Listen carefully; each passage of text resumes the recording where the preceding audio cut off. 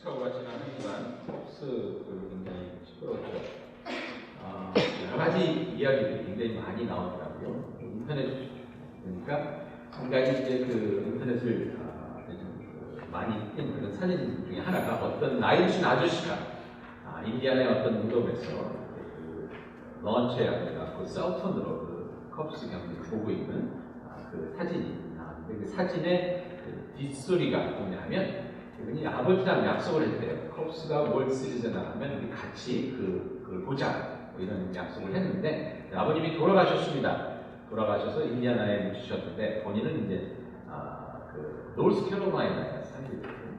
근데 그 약속을 지키기 위해서 노스캐롤라이나에서 인디아나까지 차를 몰고 와서 그 밤에 아버지 무덤에서 이제 마지막 그 월드 시리즈를 함께 들었다 그런 얘기더라고요. 근데 보니까 이번에 컵스를 보면 제가 참 재미있게 봤던 것은 뭐냐면 이 날을 보지 못하고 돌아가신 가족들에 대한 애틋한 심정. 이게 또 대단하더라고요. 그래서 보니까 무덤마다 그 월드 시리즈 깃발 꽂아놓고 뭐 이런 근데 그걸 얘기하면서 눈물을 흘리더라고요. 많은 분들이. 우리 아버지가 이 날을 봤으면 얼마나 기뻐하실까.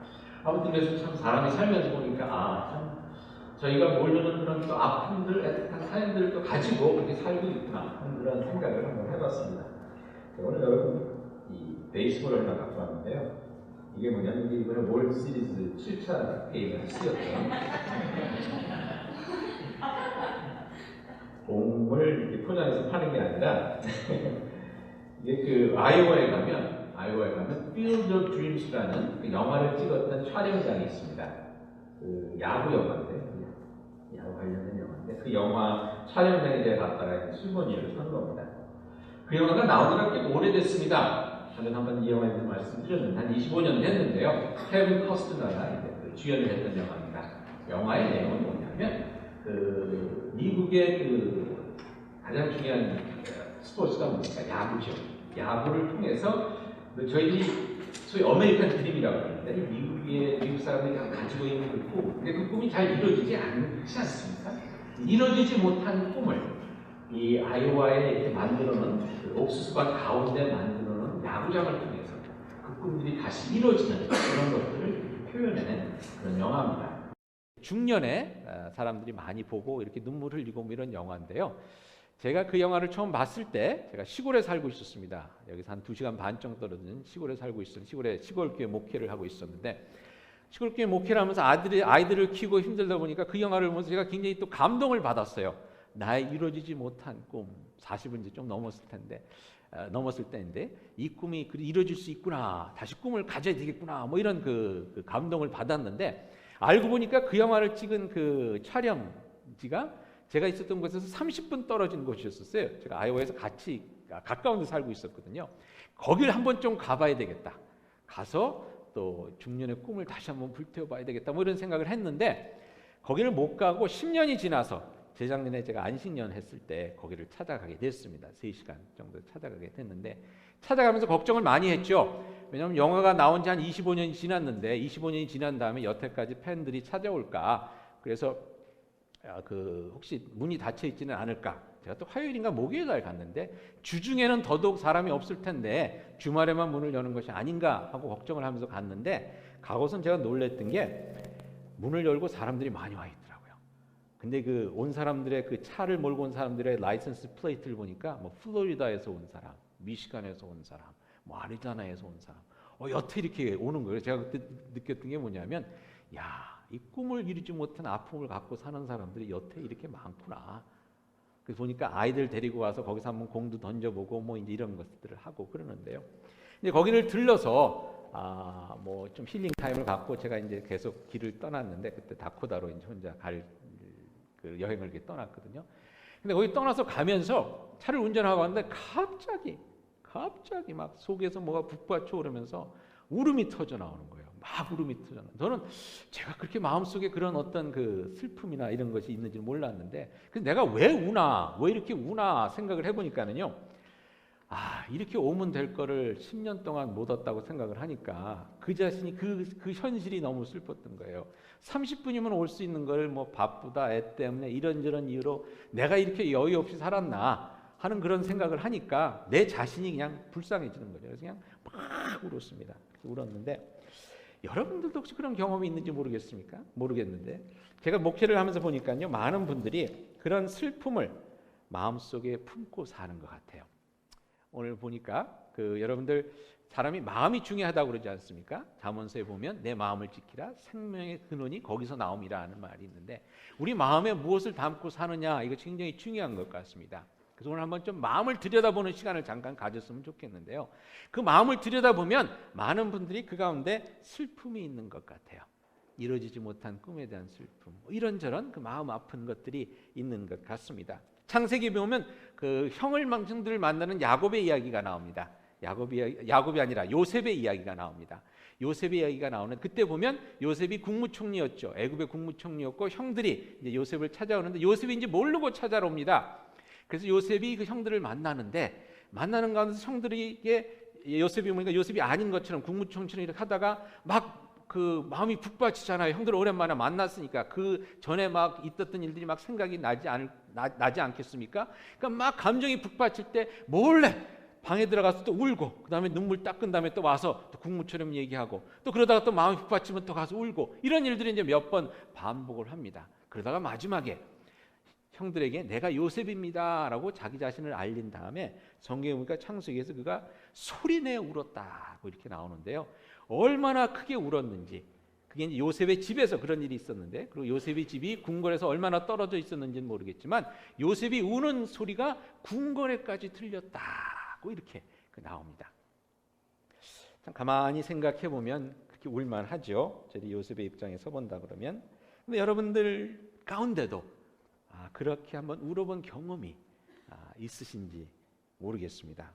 근데 여러분 마음 가운데 어떻게 보면 어떤 울음을 묻고 사시는지 오늘 한번 아침에 물어보고 싶습니다. 저희 가운데 만약에 그런 슬픔이 있다 그러면 그 슬픔을 하나님 앞에 내어놓고 하나님께 주신 위로와 평강을 얻으실 수 있는 여러분이 되실 수 있기를 이 아침 바랍니다. 저희 그런 슬픔을 품고 살고 있을 뿐만 아니라요, 또 가만히 들여다보면 걱정이 저희들 마음 가운데 많이 있는 것 같아요. 여러분 그렇지 않습니까? 걱정. 오늘 또 아침에 헌금을 내기 위해서 체크를 쓰시면서도 밸런스를 보면서 마음에 걱정이 되신 분들이 또 없지 않아 있을 것 같은데 돈에 대한 걱정들이 있습니다. 또 요즘 경제가 안 좋다 그러니까 잡에 대한 걱정도 있고 자녀들을 보면 늘 걱정이죠. 저는 애들이 키워서 결혼하고 다 나가면 걱정을 안 할 거라고 생각을 하고 있었는데 저희 부모님을 보니까 그런 것도 아닌 것 같아요. 그리고 우리 원정신 권사님께서 저번에 한번 원정희 권사님께서 그러시던데 목사님 애 다 보낸 출간한 다음에 더 걱정이에요 그러다 그러시더라고요. 생각해 보니까 그럴 것 같아요. 자식들이 결혼해서 나가면 손주 걱정까지 해야 되잖아요. 걱정이 배가 되지는 않을까. 걱정이 끈이 없습니다. 요즘 또 나눠지는 가정이 많으니까 여러분들 중에는 참 우리 결혼 생활이 또 어떻게 잘 끝까지 될 수 있을까 하는 그런 걱정을 또 간간히 하게 되고요. 어떤 분을 만났는데 한국에 갈 수 있을까 하는 걱정을 하더라고요. 그래서 한국에 가면 되지 그랬더니 목사님 생각해 보세요. 애가 있고 그래서 하면 애 둘 데리고 4시 가야 될 텐데 이게 돈이 만만치 않습니다 그러더라고요. 생각해 보니까 한국에 친척이 없으면 아는 사람이 없으면 2주 3주 갔다 오는 거 이거 돈이 많이 드는 일이죠. 그러니까 그런 것에 대한 아이들에게 한번 한국은 보여주고 싶은데 또 재정적으로는 여유치가 않고 그런 것을 또 걱정하는 근심하는 그런 마음들이 저희들에게 있습니다. 돈 걱정, 저도 대학교 아이들 보내보니까 학비 걱정이 이제 되더라고요. 학비 걱정. 저는 그냥 나라에서 다 대줄 줄 알았더니 요즘은 돈이 없다고 대주질 않아서 참 힘이 드는데 그런 걱정들을 저희들이 마음에 품고 삽니다. 또 저희들 마음 가운데 유혹이 있습니다. 유혹이. 가만히 보니까요. 죄에 대한 유혹은 뭐냐 하면 우리들이 좀 편해지고 싶은 그런 생각에서 오는 것 같아요. 뭐 고생할 필요가 뭐 있냐? 조금만 눈 감고 그냥 이렇게 하면 좀 변칙이지만 이렇게 하면 다 되는 일인데 라는 유혹들이 가끔 받죠. 또 힘들게 뭐 그렇게 노력할 필요가 뭐가 있냐? 육신의 쾌락을 위해서 이렇게 간단한 방법이 있는데 그냥 이렇게 간단하게 뭐 요거 한번 마시고 요거 한번 이렇게 하면 그냥 간단하게 행복을 느끼는데 그런 유혹이 저희들 가운데 있습니다. 여러분 저희 가만히 보니까요. 그 마음에 무엇이 있는가 가만히 들여다보면 그 거풀을 벗겨보면 말이죠. 슬픔의 거풀, 그 다음에 욕심의 거풀, 뭐 걱정의 거풀, 이런 것들을 다 벗기고 보면 그 속에 무엇이 있는가 생각해 보니까 그 가장 마음 가운데는 살고 싶은 생각이 있는 것 같아요. 저희들 마음 가운데는. 여러분 그렇지 않습니까? 저희들은 살고 싶은 것들이 죽음이 가장 두려운 거 아니겠습니까? 살고 싶은. 근데 살고 싶은 것도 그냥 살고 싶은 것이 아니라 가만히 들여다보면 잘 살고 싶은 그런 마음의 생각이, 바람이 있습니다. 저희는 소위 그걸 저희들이 행복이라는 말로 표현하기도 합니다. 다 행복해지고 싶어 합니다. 여러분 저희들 나름대로 다 잘 살고 싶은, 행복해지고 싶은 그런 마음, 그 마음이 저희들 가운데 있죠. 여러분들도 보면 뭐 걱정하고 근심하고 뭐 어느 때는 막 속상하고 이런 걸 가만히 보니까 젊은 부모들을 보면 다 좋은 아빠, 좋은 엄마가 되고 싶은 생각에서 좋은 아빠, 좋은 엄마로서 한번 잘 살아보고 싶은, 부끄럽지 않게 살아보고 싶은 그런 생각들이 있기 때문에 저희들이 그런 걱정도 하고 근심도 하고 화도 나고 뭐 슬픔도 있고 실망도 하고 이렇게 되는 것 같습니다. 저번에도 한번 말씀드렸지만 여러분 저는 목사로서 참 잘 해보고 싶어요. 하나님 앞에 섰을 때 부끄럽지 않은 그런 목회자가 되고 싶습니다. 그래서 여러분 어느 때는 참 그것 때문에 막 속상할 때가 있어요. 저번에 한번 말씀드렸지만 여러분 설교를 잘 못하면 제가 뭐 설교 못하고 싶어서 일부러 못하겠습니까? 근데 은혜 받지 못하고 그런 것 같으면 제가 집에 돌아갈 때 여기서부터 아무튼 집에까지 가는 거 얼마 안 되는 거리가 참 고개를 들 수 없고 마음은 찢어지고 그냥 집에 가서도 그냥 벽에다 그냥 고개를 부딪히면서 머리도 없는 그 머리털도 없는 머리를 벽에다 부딪히면서 이 돌대가리야 왜 이렇게 뭐 이런 그 처절함을 느낄 때가 있습니다. 근데 여러분 저희들이 이렇게 잘 살고 싶은데 잘 하고 싶은데 그게 안 돼서 걱정을 하고 또 마음에 아픔을 품고 삽니다. 오늘 말씀해 보니까 그 마음에 무엇이 들어가야 우리가 살 수 있냐 하면요. 오늘 말씀 9절에 보니까 이렇게 말씀하죠. 후반부에 하나님께서 그를 즉 예수를 죽은 자 가운데서 살리신 것을 내 마음에 믿으면 뭐라고 나와 있습니까? 구원을 받으리라. 여러분 구원은 무엇입니까? 산다는 겁니다. 다시 산다는 겁니다. 그리고 그냥 사는데 그냥 보통으로 사는 게 아니라 영원히 사는 것이니까 여러분 이게 얼마나 대단한 겁니까? 삶 중에서 최고의 삶입니다. 가장 잘 살 수 있는 것이고 가장 행복하게 살 수 있다는 것이 바로 이 구원이란 말에 다 담겨져 있는 것입니다. 근데 그렇게 구원을 받고 그렇게 살 수 있는데 어떻게 해야 그렇게 할 수 있다고요? 우리 마음에 믿음이 있어야 한다는 것입니다. 믿음. 무엇을 믿는 믿음입니까? 예수님이 부활하셨다는 믿음. 그리스도께서 부활하셨다는 믿음. 죽음의 세력을 이기셨고 우리도 예수님과 함께 부활할 수 있다는 그 믿음, 생명을 향한 믿음, 하나님의 긍휼하심과 하나님의 사랑과 하나님의 은혜를 향한 그 믿음이 있으면 우리는 잘 살 수 있다는 것입니다. 여러분 그 믿음이 여러분들 가운데 있기를 간절히 바랍니다. 여러분 그 믿음이 있으십니까? 그게 믿어지십니까? 한 6분만 아멘 하는 거 보니까 이제 설교를 좀 더 계속해야 되겠다는 생각이 드네요. 한 번은 마가복음에 보니까 그 귀신 들린 아들을 데리고 온 아버지의 이야기가 나옵니다. 아이가 귀신에게 들려서 귀신이 막 이 아이를 물 속에다 던지기도 하고 막 불 속에다 던지기도 하고 거품 물고 쓰러지고 이러니까 이 아버지의 마음이 얼마나 아프겠습니까? 근데 아버지가 아무것도 할 수 없는 거예요. 여러분 저희들이 그럴 때가 참 많이 있죠. 아무것도 할 수 없는 거. 아무것도 할 수 없는 거. 그래서 그 아이를 데리고 예수님께 나옵니다. 예수님께 나와서 이렇게 얘기를 합니다. 예수님, 귀신이 저를 죽이려고 불과 물에 자주 던집니다. 그러나 무엇을 하실 수 있거든 우리를 불쌍히 여기사 도와주시옵소서라고 얘기를 합니다. 무엇을 하실 수 있거든. 그러니까 무슨 얘기입니까? 아직까지 확실한 믿음이 없는 것입니다. 머리는 들어서 압니다. 소문을 들었더니 예수님께서 막 이런 일을 하신다는 이런저런 일을 하신다는 것을 알아서 뭔가는 될 수 있을 것도 같은 그런 가능성을 이제 가늠하면서 온 겁니다. 그래서 여러분 예수님 하실 수 있으면 하실 수 없으면 할 수 없고 하실 수 있으면 우리를 불쌍히 여기셔서 그랬더니 예수님께서 그때 뭐라고 말씀하시냐면 할 수 있거든이 무슨 말이냐 믿는 자에게는 능치 못함이 없느니라 라고 이제 이렇게 인커리지를 해주십니다. 그때 이 아버지가 정신이 버뜩 들어서 뭐라고 얘기를 하냐면 큰 소리로 소리질러 이렇게 얘기했다고 합니다. 내가 믿습니다 이랬던 거예요. 내가 믿습니다. 근데 그러고 나서 뭐라고 얘기를 하냐면 믿음 없는 것을 도와주소서. 믿음 없는 것을 도와주소서. 여러분, 이게 저희들입니다. 믿음도 갖지 못하는 것이 우리들입니다. 아들을 살릴 수도 없고 아들을 도와줄 수도 없을 뿐 아니라 내 자신의 마음, 내 자신의 믿음도 어떻게 해볼 수 없는 것이 우리들입니다. 여러분은 그런 경험을 하셨는지 모르겠는데 진짜 내가 할 수 있는 일이 아무것도 없구나. 진짜 아무것도 없구나. 자식들을 위해서 해줄 수 있는 일도 없고 남편을 위해서 해줄 수 있는 일도 없고 아내를 위해서 해줄 수 있는 일도 없고 나 자신을 위해서도 내가 해줄 수 있는 일이 진짜 아무것도 없구나. 아버지가 그걸 느꼈던 겁니다. 그걸 깨달았던 겁니다. 그래서 나를 도와주소서. 근데 여러분, 내가 아무것도 할 수 없다고 느끼는 그 순간이 우리에겐 구원의 문이 열리는 순간입니다. 여러분, 성경에 보니까 뭐라고 했더니 로마서에도 그런 얘기가 나옵니다. 우리가 십자가에 그리스도와 함께 죽었으니 그리스도와 함께 부활의 날에 부활하리라는 말씀이 있습니다. 내가 아무것도 할 수 없다고 모든 것을 내려놓는 그 순간이 내가 죽는 순간입니다. 내 자신이 없어지는 순간입니다. 나를 내놓는 순간입니다. 근데 그 처절한, 그 창피한, 그 어려운 그 순간, 그 빈 마음에 예수 그리스도의 부활을 향한 주님께서 주시는 그 믿음이 들어온다 그러면 그 믿음 가운데 우리는 다시 살게 되는 것입니다. 오늘 말씀해 보니까 그 믿음은 누구나 가질 수 있다고 말씀합니다.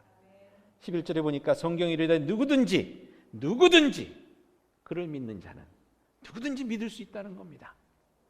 여러분들의 삶에 어떠한 환경에 있든지 여러분들이 어떠한 사람이든지 상관없이 누구든지 과거에 어떤 죄를 지었든지 어떻게 허망하게 살았든지 그것에 상관없이 누구든지 예수를 믿으면 구원을 얻을 뿐 아니라 오늘 말씀에 뭐라고 나와 있냐면 11절에 보니까 부끄러움을 당하지 아니하리라고 되어 있습니다.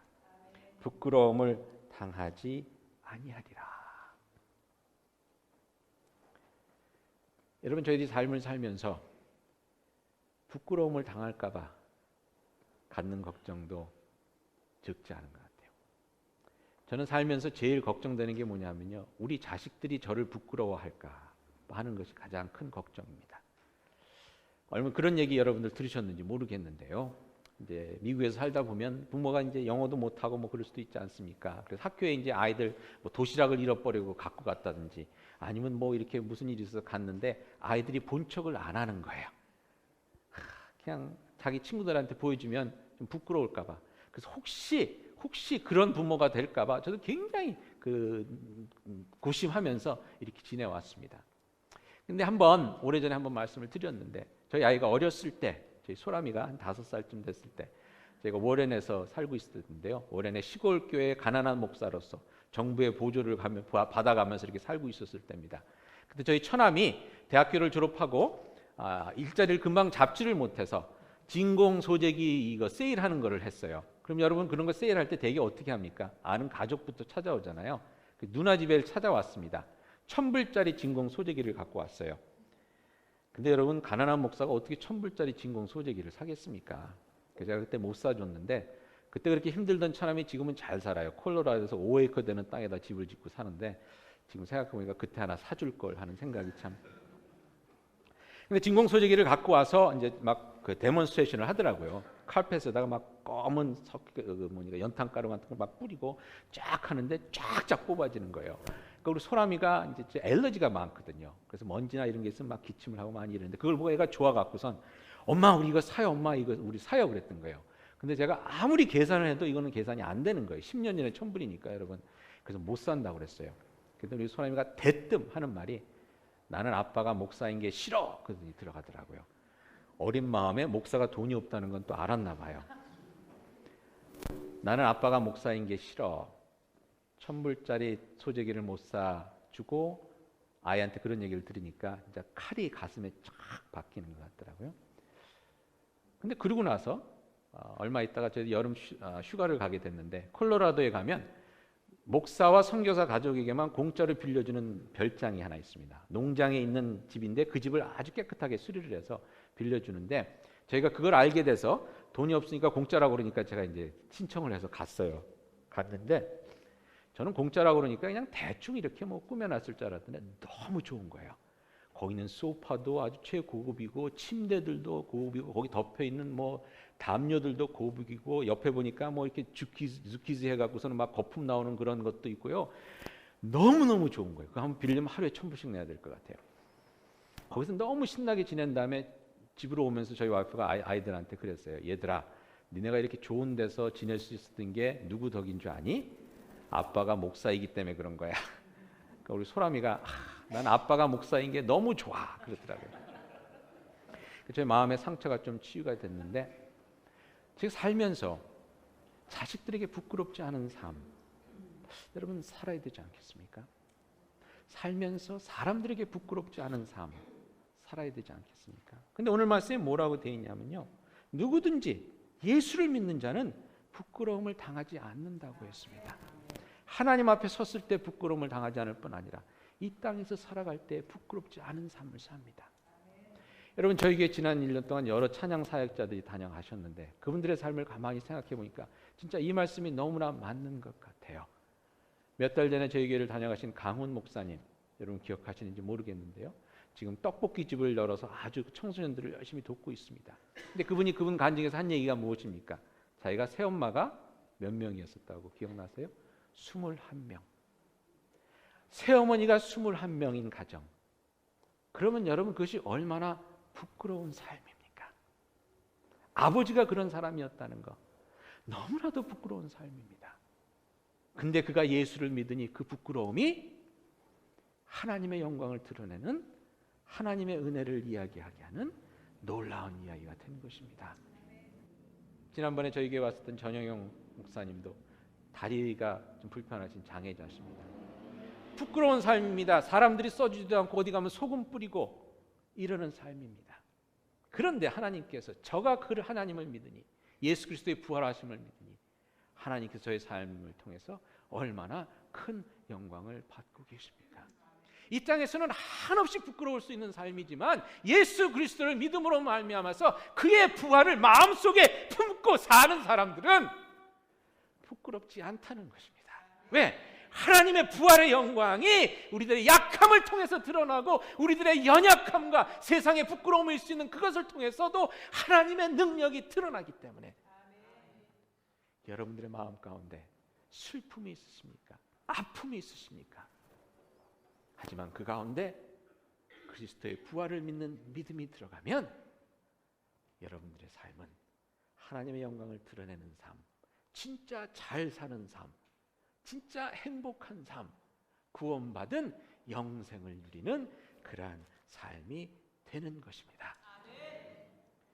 여러분들의 마음 가운데 그 부활을 믿는 믿음이 있기를 간절히 소망합니다. 그렇게 되기 위해서는 그러면 어떻게 해야 되느냐? 오늘 또 말씀에 이런 말씀을 합니다. 9절에 보니까 내 입으로 예수를 주로 시인하며라고 되어 있습니다. 내 입으로 예수를 주로 시인하며. 여러분 주로 시인한다는 것은 무엇입니까? 내 삶의 주인으로 삼는 것입니다. 제가 살면서 깨달은 게 뭐냐면요. 내가 잘난 것보다 내가 누구 밑에 있느냐 이게 더 중요하다는 걸 오늘 때 깨닫습니다. 이걸 제가 언제 깨달았냐면 고등학교 때 깨달았어요. 고등학교 때 여기 와서 체육 시간, 미국에 이민 와서 체육 시간을 하는데 체육 시간에 농구를 하는 시간이 있어요. 제 때마다 농구를 많이 안 했거든요, 한국에서. 그러니까 농구를 할 때마다 제가 참 곤란한 게 농구를 못 하는데 점수는 따야 되겠고, 그러니까 이걸 어떻게 할까 고민하다가 제가 딱 깨달은 게 뭐냐면 나는 농구를 못하지만 농구 잘하는 애들이 있는 팀에 제가 끼어 들어가면 되는 거예요. 그래서 악착같이 아부를 해갖고 농구 잘하는 애들 팀에 들어가서 다른 애들 열심히 뛸 때 저는 옆에서 그냥 왔다 갔다 하다가 우리 팀이 이기면 이제 제가 점수를 받게 되는. 그래서 그때 제가 깨달은 게 어느 팀에 속하는 게 이게 중요하구나.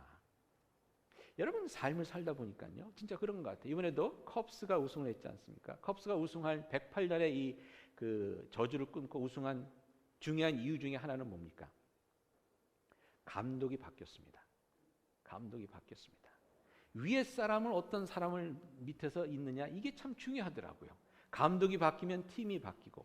여러분 그런 경험 하셨을 겁니다. 회사에서도 어떤 보스, 자기의 보스가 누구냐에 따라서 이게 틀려지지 않습니까? 진짜 능력 있는 보스 밑에 있으면 그냥 뭐 쉽게 하면서도 저기 회사에서 인정받을 수 있고요. 능력 없는 사람이 있으면 그냥 죽도록 고생해도 힘들고 그렇지 않습니까?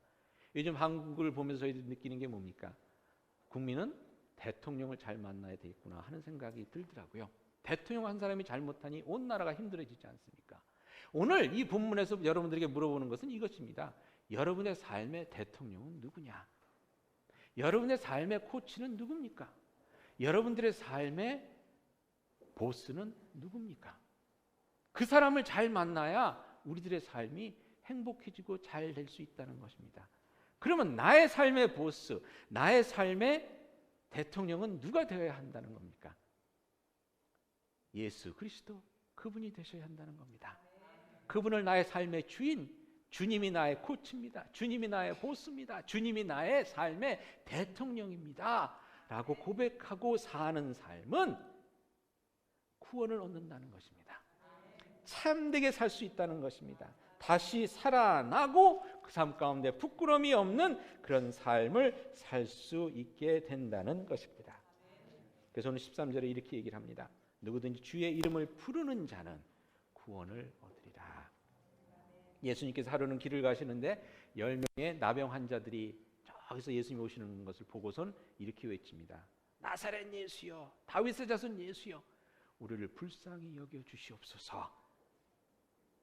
예수님을 향해 그 이름을 부르는 그 10사람, 부끄러운 삶을 살았던, 남 앞에 나설 수 없는, 식구들이랑도 함께 할 수 없었던 그런 삶을 살았던 이 한센인들이 예수의 이름을 부르니 어떻게 됐습니까?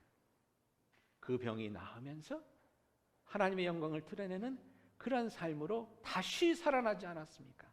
되살아났습니다. 잘 살게 되었습니다.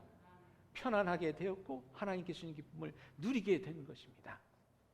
오늘 본문에서 이렇게 말씀합니다. 예수 그리스도의 이름을 부르십시오. 그리고 그 이름을 여러분들의 삶의 주인으로 삼으십시오. 그리고 그가 부활해서 사셨음을, 그 믿음을, 믿는 그 믿음을 마음 가운데 품고 사십시오. 그러면 여러분들 잘 살 수 있습니다. 진짜 마음 가운데 바라는 그 소망을 이룰 수가 있다는 것입니다. 돈이 많든 적든 머리가 좋든 나쁘든 여러분 상관이 없습니다. 누구를 주인으로 모시고 사느냐, 이게 중요합니다. 누구의 이름을 부르면서 사느냐, 이게 중요합니다. 여러분들의 마음 가운데 진정 자리 잡고 있는 그 믿음이 무엇인지가 중요하다는 것입니다. 성경에 이르되 누구든지 그를 믿는 자는 부끄러움을 당하지 아니하리라. 누구든지 주의 이름을 부르는 자는 구원을 받으리라. 누구든지라 했습니다. 오늘 그 누구든지가 바로 여러분이 되실 수 있기를 그리스도의 이름으로 축원드립니다. 같이 기도하시겠습니다.